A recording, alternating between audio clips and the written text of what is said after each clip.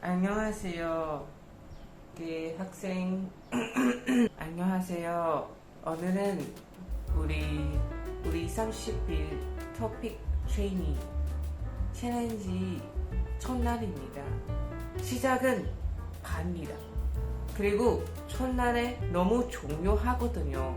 첫 번째는 우리 공부 분위기가 예쁘게 되시면 더 좋겠습니다. 우리 플랜도 있고 그냥 라이팅 너무 릴렉스한 이런 분위기에서 공부하면 기분도 좋습니다. 자, 우리 지금 시작할게요.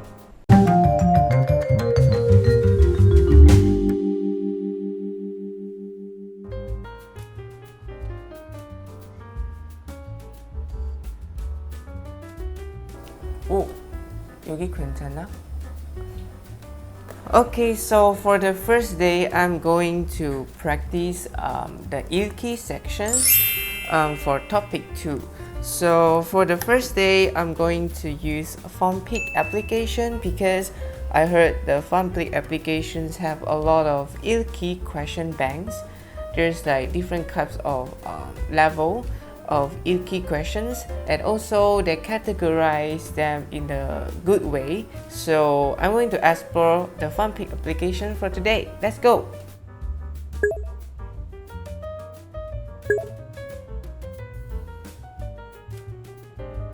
Since I haven't get an assessment test, so I will have to try out the assessment test before I can go for the daily mission. From daily mission, I think you can get for the 연점 and also practices. So I'm gonna try the topic 2 읽기 assessment test first. 하루 종일 다리가 아프다.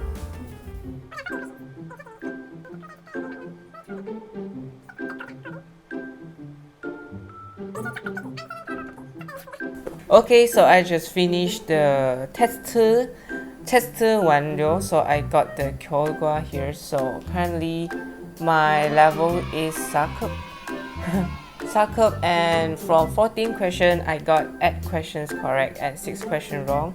That actually got like 6급 종 4급. Yeah, so my target was like the level 5. So 더 열심히 할게요. But normally that's what the aim. If you want to go for like higher score in topic, you have to score the best.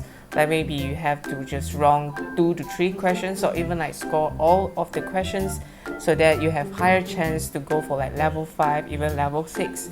Because you know, writing is the harder part.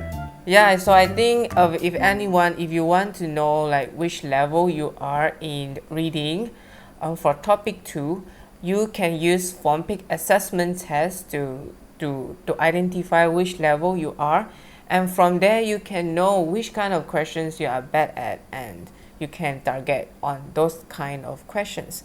So after you've done this assessment, you will actually receive like daily missions. So I think these daily missions are all according to your assessment test, in what kind of like questions you are bad in, you want to improve. So they will actually make 6 missions for you every day to do.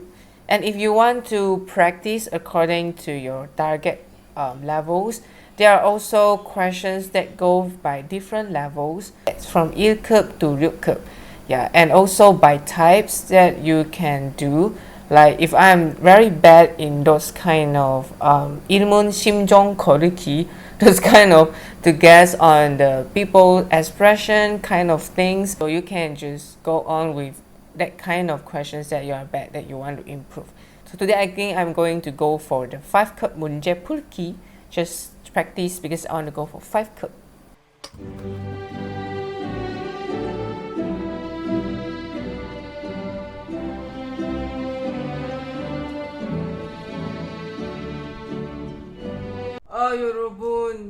여러분 C 받았습니다. But it's okay. Every time I will get test rewards. 200 역종s. 안녕하세요 여러분. 오늘은 토픽 연습생 챌린지 2일차입니다. 바로 이 1차. So yesterday I did 읽기 assessment from Funpik, and as you guys know, I'm currently in level 4? 그냥 4급 정도? So I did the daily challenge from Funpik, and I come across a lot of kind about it's like the questions can be come out from different type of 주제가 다양하게 나왔습니다. So I come across different themes of the 문장 that I have read yesterday, and this could be found in the 읽기 check as well. This 읽기 check, that actually the second part of it actually categorize the questions in different 주제. So yeah, this is how you actually can identify different type of questions, different kind of 문장, and how you can get to know like the pattern of questions. Yeah, so there are the really different types of themes I identify here from Funpik question yesterday. Firstly is about IT and technology, 차키 운전자, and 전동 키보드. Like, wow, okay. Okay, and secondly, there is also a lot of like current issues that was debate by the society, or some phenomenon that you can see, or some Korean culture that you can see in the Korean society nowadays. So like 무인 자판기 culture, like, and 음식 배달. Like Korean 음식 배달 is 딱 좋아. And other issues like 예완동물, 포린진 동물, and of course about 문화. A lot of about like 한글 문화 I come across is really interesting, like the 투여쓰기, and also like 신조어. And what is very crazy is about there is also questions with 과학 and also 환경. Especially I read a lot about 총력, like gravity, guys. Like, oh my god, physics in Korean, like, yeah, 대박 사건. So if you want to know what is the, like, you have to guess, you have to 추측 what will be the possible questions that come out in topic. You have to know a lot about the current Korean issues that happening in Korea right now. So in today, I'm going to, since I've identified all these themes, I'm going to internet search and find some of the helpful articles and to read it about. And from there, I will identify the vocabularies and add it in my vocabulary list for topic 2. Okay, so I think I just found a very interesting article about 신조어. 신조어 is actually like fashion words. If you say it like that, they actually condense the expression into very small word, into like maybe 3 or 4 or even like 2 alphabets, and it is normally used in chatting or even actually in like those internet forum in Korea. So yeah, and I'm always very curious about this 신조어 because it's a very big thing in Korean right now. 지금은 announcer입니다. announcer. 안녕하세요. 저는 아나운서 멜빈입니다. MZ 시대는 1980년대 초에 출생한 밀레니엄 세대와 1990년대 초반까지 What is that? How do I say? 한 2000년대 초반에 출생한 Z세대를 통칭해서 부르는 신조어이다. 영어 알파벳의 끝자인 Z는 특정의 세대를 지칭하는 상징적인 이니셜이다. X세대의 자녀들인 Z세대는 모바일 기기를 이용한 온라인 활용에 능숙하고 디지털 DNA를 기반으로 강력한 영향력을 발휘한다.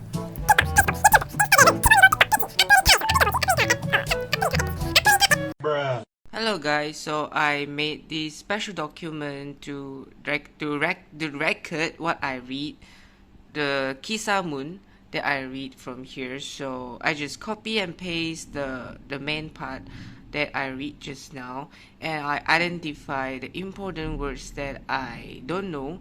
So I'm going to, check the meanings after that. And what I'm going to do to improve my comprehension is I'm going to translate it into English. And it's just like a practice for me to understand more about these 주제 or like this title. Yeah, so let us translate it.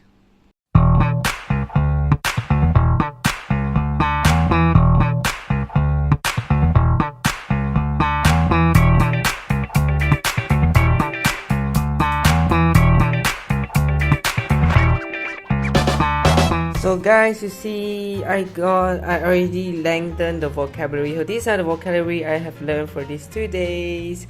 So it's really important to record your vocabularies down so that you can always revisit and always memorize back. And these are all like very interesting words and very difficult words as well.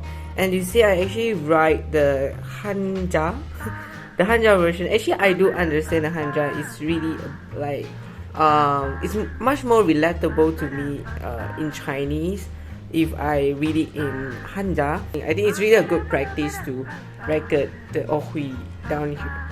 I'm so sorry for so messy. I just play with the stem yesterday. Yay! So 2일차 완성 여러분. As I have did a lot of sample questions in Funpik app, so I'm going to test out in answering full paper.